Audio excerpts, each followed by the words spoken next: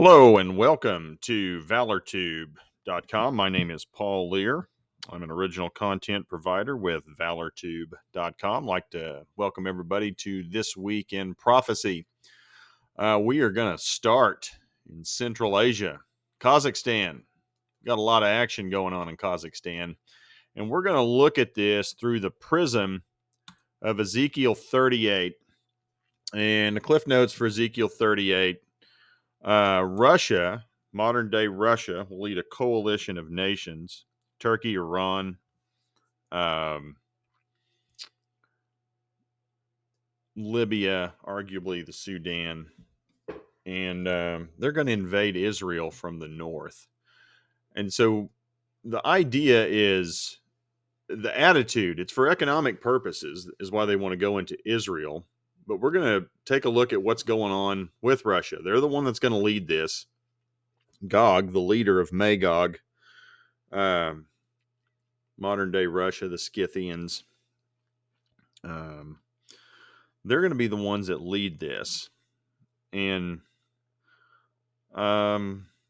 here's the attitude: in order to seize the spoil and carry off the plunder, to turn a hand against the desolate places now inhabited, and against a people gathered from the nations who've acquired livestock, possessions, who live at the center of the land. Well, that'd be Israel. Sheba and Dedan and the merchants of Tarshish, with all its villages, will ask, have you come to capture the plunder? So again, they're taking things for economic purposes. Have you assembled your hordes? And we're going to talk about that here in a little bit in some depth. For what reason? To, quote, carry away loot. Again, take stuff for economic purposes. To make off with silver and gold, to take cattle and goods, to seize great spoil. And I would argue the, quote, great spoil is oil and gas.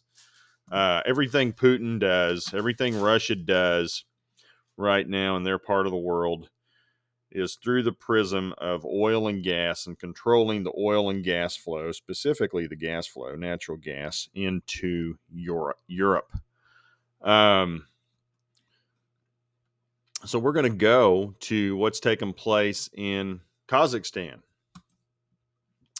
This is from Al Jazeera. They do a nice job. I don't know how many of you folks are familiar with this, but we're going to kind of give an overview of what's going on, or what's been going on over the last week or so in Kazakhstan.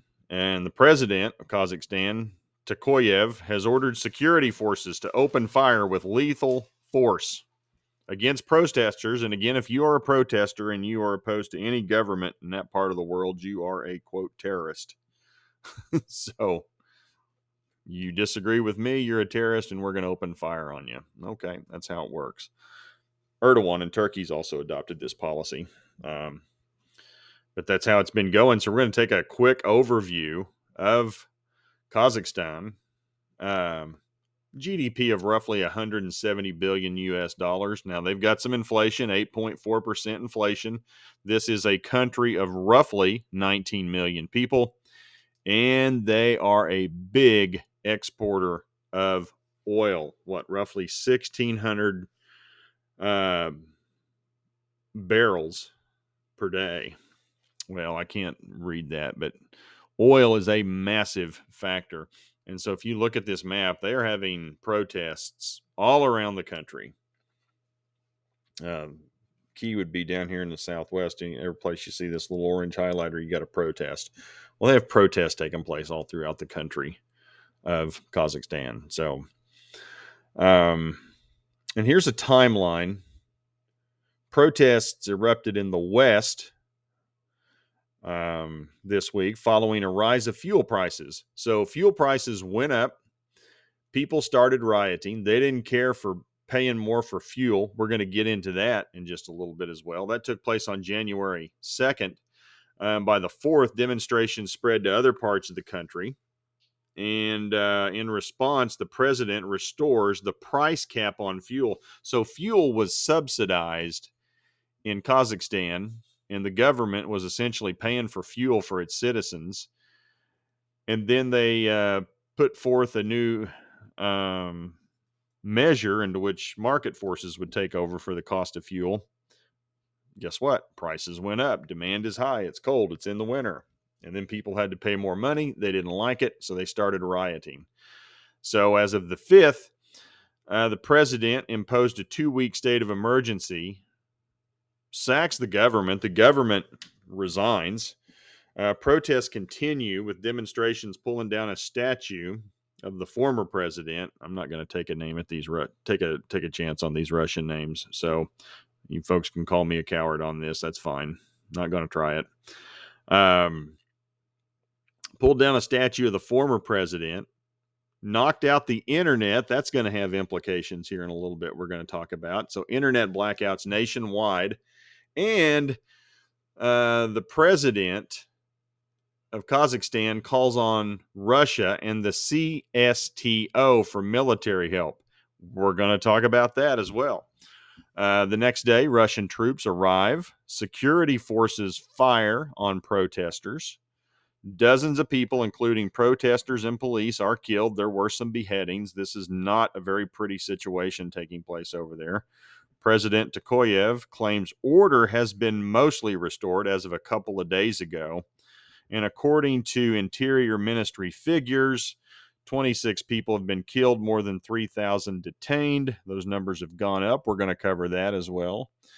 Tokayev later orders troops to open fire on protesters without warning. So, not a pretty situation. So here's the issue with the fuel prices. The reason, they've doubled in cost. The reason behind the spike relates to reforms in the fuel market, which took effect on January 1st. In a bid to end subsidized fuel for customers, the price cap was removed, allowing the market to dictate prices. This resulted in rising costs at a time of high demand. So guess what? You got a population of people who are used to having the government subsidize their fuel costs. We're going to change the rules on you, and now you guys have to pay for it all out of your pocket. Well, if you're used to having something paid for and taken care of, and Big Brother takes it away from you, you're not going to like it. This is what happens under a socialist type society. The CSTO, we need to talk about that. This is the alliance, the Collective Security Treaty Organization, the CSTO, is an alliance made up of Russia, Belarus, Kazakhstan, Tajikistan, Armenia, Kyrgyzstan is the sixth one. So let's get the map over here. So here's Kazakhstan, Kyrgyzstan, Tajikistan, Armenia is right here. Yerevan, Armenia is a little country right in here. And then we have Belarus up here. And of course we have Moscow and Mother Russia. And I'm just wondering out loud, if this doesn't make some sense. When we start looking at the nations involved with Gog of Magog, of course, we have Gomer, Beth Dagarma, Tubal, Meshech, arguably modern-day Turkey. Also, a piece of that land would be Armenia, is within the context of that land. But then the many nations with you, we have an alliance being formed. And, could that alliance include Belarus, Kazakhstan, Tajikistan, Kyrgyzstan? I don't know, wondering out loud. But the main players, Russia's going to bring others with them when they go to invade Israel. And again, it's over stealing, taking things, economic reasons. And right now, really the only thing standing between Russia and control of oil and gas exports to Europe, Ukraine, and Israel. Now, Israel's supply hasn't come online yet to Europe, but they're getting close. So that's a factor. And something we want to look at and keep an eye on. And this is a Russian-led alliance of former Soviet states. So Putin clearly trying to put the Soviet Union back together. Again, Russia, Belarus, Tajikistan, Armenia, Kyrgyzstan, and Kazakhstan. all of these. And he's already gotten a piece of the Ukraine, the Crimean Peninsula, Georgia as well, aspects of Georgia in between the two seas and the Balkans. So, when we go back to our map, here's Crimea Peninsula, the Ukraine. Russia's taken that over. They have this little slice of land along the Black Sea to move things in and out of Georgia as they wish. And Armenia is right here, yet another. So they can get through Georgia, get into Armenia, and then they can do whatever they want in the Middle East. And they're probably moving through Turkey.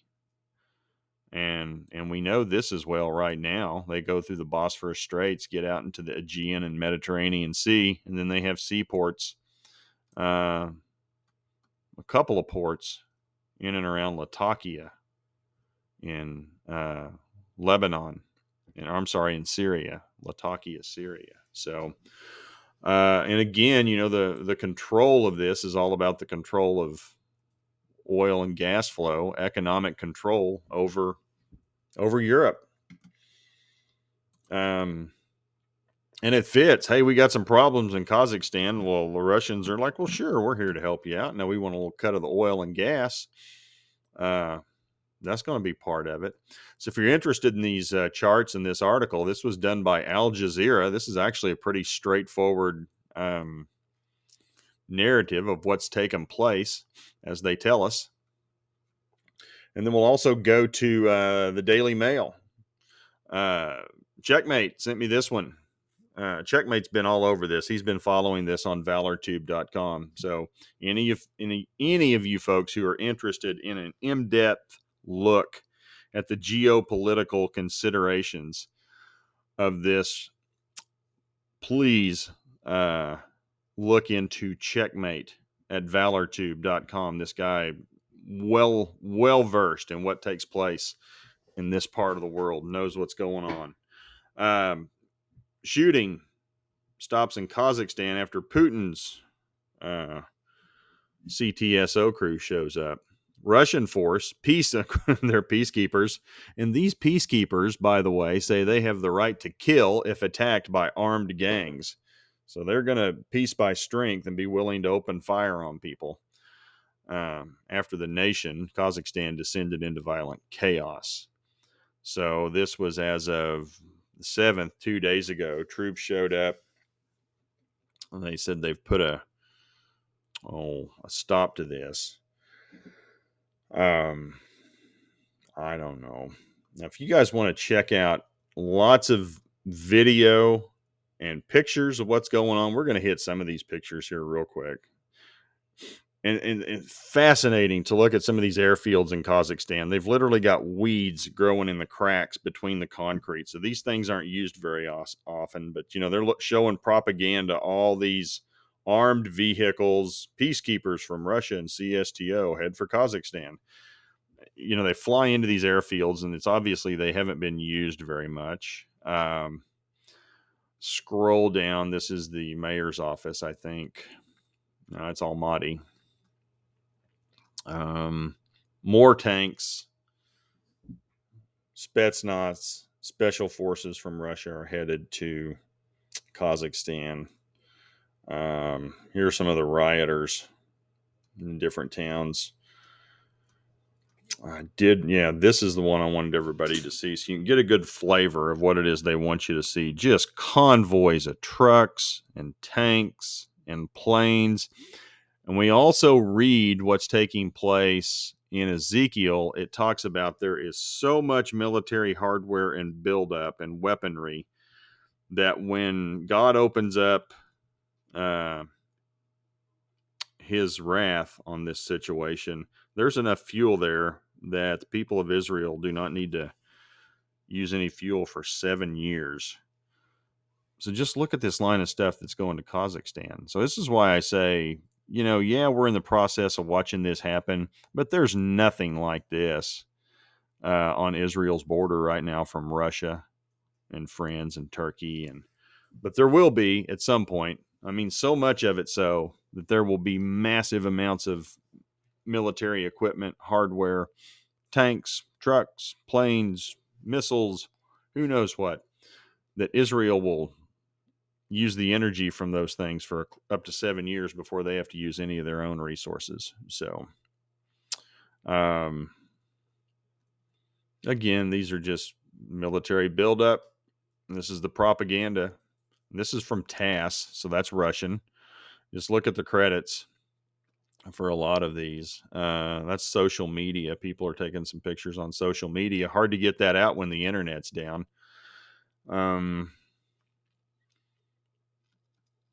More tweets. This is from TASS. This is what Russia wants you to see. But you get the flavor of this. China's also stepped up. China to host ministers from oil-rich Gulf states as Kazakhstan unrest heightens energy security fears. So Beijing has some concerns about where they get their energy from because of what's going on in Kazakhstan. China's worried about their security, supply security. Kazakhstan's one of the key suppliers to China. We'll get a quote down here. Kazakhstan is the key energy supplier for Beijing's West-East gas pipeline program in Central Asia. Current political unrest in the country may affect China's future energy supply chain, which President Xi Jinping will not allow to happen. Not going to do it. If any energy crisis happens because the West-East gas pipeline is forced to halt, only the Gulf countries can act as a replacement. So right now, the Chinese have Iran in their hip pocket, but then that would mean they would have to count on the Saudis and some of the other Gulf states for their oil supply, and then they'd be competing directly with the United States for those things, and they don't want to do that. So China also has some skin in the game when it comes to oil and gas. So effectively, you got China wanting their cut of the oil and gas coming out of Kazakhstan, as well as Russia sticking their nose in there now. So, and again, going back to Ezekiel 38, 39, it's for economic reasons that Russia and friends decide to go into Israel. And Israel has some of the world's largest natural gas reserves off the coast of their shores in the Mediterranean. So, and that's going to affect their pocketbook. Quick stat here: the U.S. has the world's largest reported strategic petroleum reserves at 727 million barrels, while China has about 200 million barrels, but is by far the world's largest importer of crude. So China's got more problems. They don't have their own resources. They have to import most of theirs. So China definitely cares about this. So we'll be watching them. And of course, we know that from Revelation 9, part of that 200 million man army. They're a factor in the end times play as well. Now, this is the piece that first caught my attention with Kazakhstan. Kazakhstan's deadly protests hit Bitcoin as the world's second biggest mining hub shuts down. So Kazakhstan is home to the second biggest mining hub in the world on Bitcoin. And they shut off the internet. Well, if you do that, then that takes about 15% of the network offline. And guess what happens? Soon as they shut down the internet, Bitcoin takes about an 8% hit, down to about 43,000. It's kind of fluctuated from there since, anywhere from $41,000 to $43,000 per Bitcoin. Kazakhstan is home to coal mines that provide cheap and abundant supply of energy, which is a major incentive to miners who compete in a low margin industry where their only viable cost typically energy. So, and again, you look at the attitude from Ezekiel 38 to take spoil, take plunder, essentially go in there and steal. Now, China kicked out all these Bitcoin miners and crypto miners, what was it, middle of 21? So about 6-7 months ago. And so these folks had to go somewhere. A lot of them have come to the United States and North America to start mining crypto. But a whole bunch of them went to Kazakhstan. And again, Kazakhstan was the second biggest country for Bitcoin mining. And if the internet's down, it's kind of hard to get that supply out onto the World Wide Web. So The most recent updated numbers is, it appears, and this is as of, I think this was as of just earlier today, more than 160 killed, 5,000 arrested during the riots. And again, all this was started by fuel prices. They wanted to cut the subsidies and let free markets take over. Well, that resulted in a quick spike in inflation of cost of fuel. Guess what? If people have been used to having it paid for, they don't want to pay for the whole thing. So, said we had over 100 businesses and banks were attacked and looted, 400 vehicles destroyed, 164 people including 2 children. But Russia's stepped in and they have quelled the rioting, taking care of those terrorists. So, and lastly, we're going to close with Lebanon. So we're going to go north of Israel. And this is on Israel's doorstep up here in Lebanon. The whole country is in the dark again. Nothing, no electricity. So a bunch of people were complaining about the sporadic availability of electricity. And then they got together and decided to protest, and they just cut off the power. It's like, okay, you're going to complain about what little you get? Well, we'll just cut it off and nobody gets any power except for those who we want to. Inflation is through the roof, continues to go up. I've seen as high as anywhere of 25 to 30,000 Lebanese lira to $1. And a couple 3 months ago, that was spiking around 17 to 19,000. So the economic chaos, inflation continues to spike and go higher. And I will go back to Revelation 6, where it says at some point that will cost a day's wage just to provide food for your family. So it's like you'll work all day just to eat. And you take a look at what's going on in parts of the Middle East, in and around Israel. Syria is in a state of civil war and hyperinflation. Lebanon, same thing, hyperinflation. Turkey, inflation continues to go. Their currency is collapsing. They've got all sorts of issues. And you have Erdogan doubling down frequently with all kinds of schemes to support the currency, which aren't working. He's got his hand out also to some Gulf states trying to attract money. Hey, could you give us some money to help support our currency? A few billion here, a few billion there. And all the while, you've got Russia trying to control or trying to put back the old Soviet Union together is what it looks like. And oddly enough, had a conversation with a lady last Friday. She's a nurse. She came to the United States about 25 years ago. She's from the Ukraine.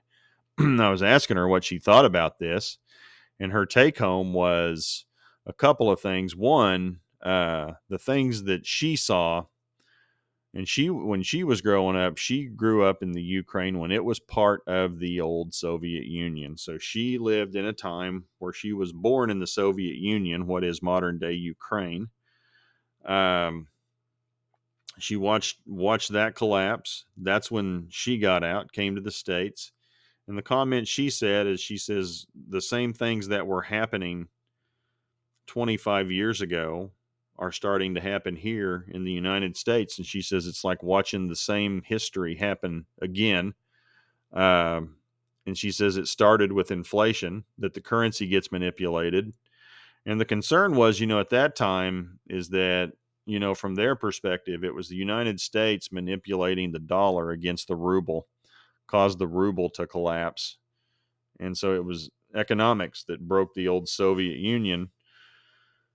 Well, guess what? Now people have seen the United States do this around the world, and those people who've had their currency manipulated are trying to get together to find a common currency. And so her thing is that as she saw it, from the standpoint of what had happened historically in the Soviet Union and what's happening now in the Ukraine, is that you have all these countries around the world who are trying to get together to have one currency to do to the United States what the United States has done to different countries around the world economically. So she sees the world uniting for a common currency as a backlash to the US dollar. And she says also the people of Ukraine, they're all Soviets, they're all Russians, they all speak the same language, but Moscow likes to control everything. So imagine that. And so they're trying to take control of oil and gas in the Ukraine. Also, Ukraine is known as the breadbasket of Europe, so they grow a ton of grains and wheat in the Ukraine, export that to Europe. So she just sees, she saw a one world currency coming, or a group of countries getting together to form a currency to fight against the United States dollar and their currency manipulations. She saw it ending in a one world currency. And the things that she sees happening in the United States are similar to what she saw happening in the old Soviet Union. And that once that happens, she thought, and she didn't think it was unreasonable in 10 to 15 years that we could have hyperinflation here. And you have the cost of housing out of control, cost of goods out of control, et cetera. So interesting times to watch all this stuff happen. And you can see these pieces being put into place that fit the biblical narrative leading up to the end times. So we, again, a narrative of hyperinflation that starts out the tribulation as noted in Revelation 6. You got the key players all getting together, Russia kind of leading things over there in Eastern Europe, Central Asia. You got China involved. And then, of course, there's little Israel in the midst of all of it. And all the countries around Israel are going into hyperinflation, civil war, et cetera. So we'll keep our eyes on it. Appreciate you guys taking the time to follow. And anything happens, we'll post something up. But appreciate you taking the time to listen to This Week in Prophecy. We'll check you next week. Have a good one. Bye.